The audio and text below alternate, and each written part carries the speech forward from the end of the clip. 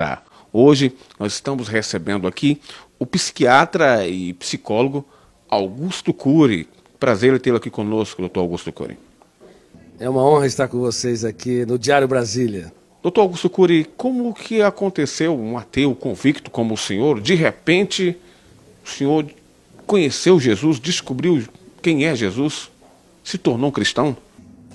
Bom, eu fui um dos maiores ateus que já pisou nessa terra. Creio que fui mais ateu do que Nietzsche, que escreveu sobre a morte de Deus, e inclusive Marx, que abordou que Deus, a busca por Deus, é o ópio que entorpece a mente humana. É provável que fui mais ateu do que Freud, do que Jean-Paul Sartre e Diderot.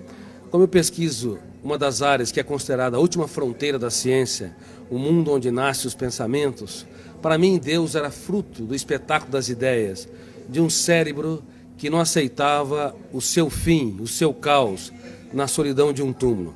E a teoria que eu desenvolvi, como psiquiatra e pesquisador da psicologia, ela estuda o processo de construção de pensamentos e de formação de pensadores. Eu usei essa teoria para analisar como mentes brilhantes romperam o cárcere da inteligência e produziram novas ideias, como Freud, Einstein, Hegel, Kant, Agostinho e assim por diante. E fui até esse homem mais famoso da história, chamado Jesus Cristo. Eu analisei os seus comportamentos, as suas reações e as entrelinhas das suas atitudes nos focos de tensão, nas suas 4 biografias, ou chamado Evangelhos, em várias versões.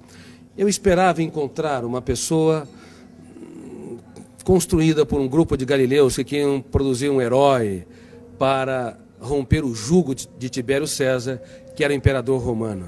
Mas fiquei perplexo, porque percebi que a sua personalidade é tão complexa e tão fascinante que não cabe no imaginário humano. Para você ter uma ideia, no exato momento em que ele foi negado por Pedro, ele olhou para o mais forte dos discípulos, e, embora sendo golpeado pelas palavras que bradavam, eu não o conheço, eu nunca andei com esse Galileu, ele não faz parte da história, ele cativou com a sua retina e gritou sem dizer palavras. Na Fortaleza Antônia, ele quis dizer: eu te compreendo, eu te compreendo. Com o seu olhar, ele economizou palavras, mas fez um discurso mais brilhante que o mais poético de todos os discursos. E quantas vezes você, pai, mãe, você, professor ou executivo, está diante de uma pessoa que falha, erra, e ao invés de simplesmente olhar e lhe dizer sem palavras: eu te compreendo, e nós julgamos, excluímos. Através de analisar o comportamento de Cristo nesse sentido, eu percebi que a sua inteligência, sua capacidade criativa e a capacidade de ser gestor da sua mente e protetor da sua emoção não tem precedente histórico. Assim, eu deixei de ser um ateu, um dos grandes ateus da história, e percebi que a procura por Deus não é um ato de pequenez intelectual, mas um ato inteligentíssimo da mente humana. Mas quando o senhor pesquisou sobre Jesus Cristo, homem, o que o senhor esperava encontrar?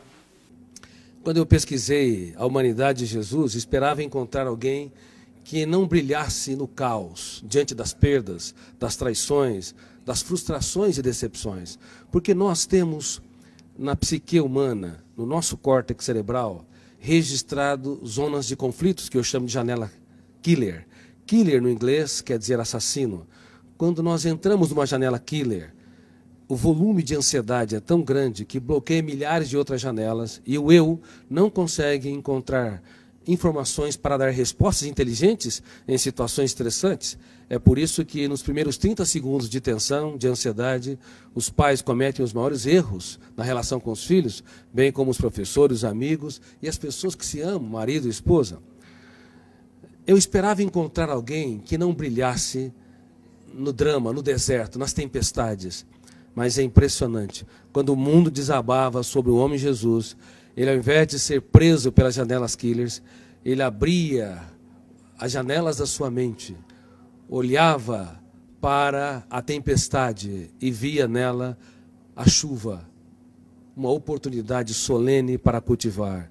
Enquanto que nós, muitas vezes, diante das perdas, decepções, diante das lágrimas, das injustiças e fracassos, recuamos. Ele não.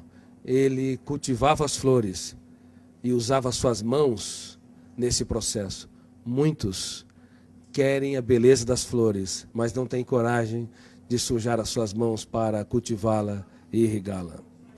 O senhor tem, assim, uma noção do que aconteceu? Porque, na realidade, o senhor é um dos grandes cientistas do mundo, um dos grandes psiquiatras, um dos grandes psicólogos do mundo.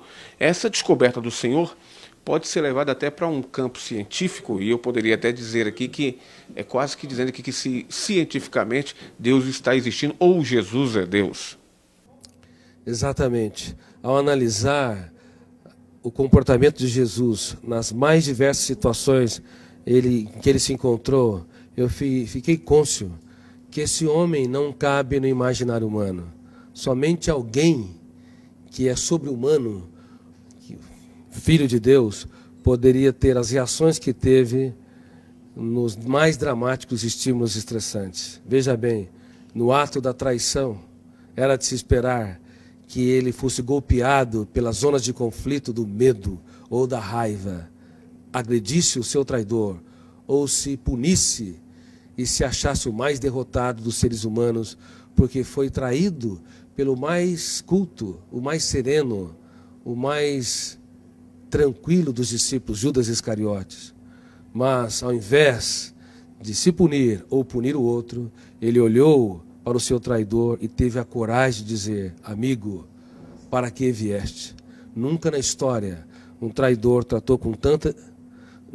Na história, um traidor foi tratado com tanta dignidade pela pessoa traída, indicando que Jesus não tinha medo, na verdade, de ser frustrado ou decepcionado.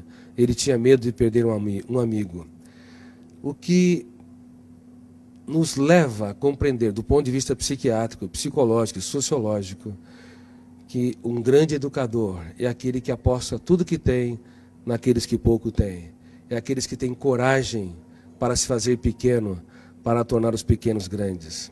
E como eu digo no meu livro, Mentes Brilhantes, Mentes Treinadas, não é possível ter uma mente brilhante se nós não treinarmos a nossa criatividade, as habilidades da nossa psique, como a solidariedade, a capacidade de se colocar no lugar dos outros, a capacidade de investir naqueles que nos frustram, a capacidade de transformar as perdas numa oportunidade excelente para os melhores ganhos e de usar as nossas lágrimas para desenvolver sabedoria.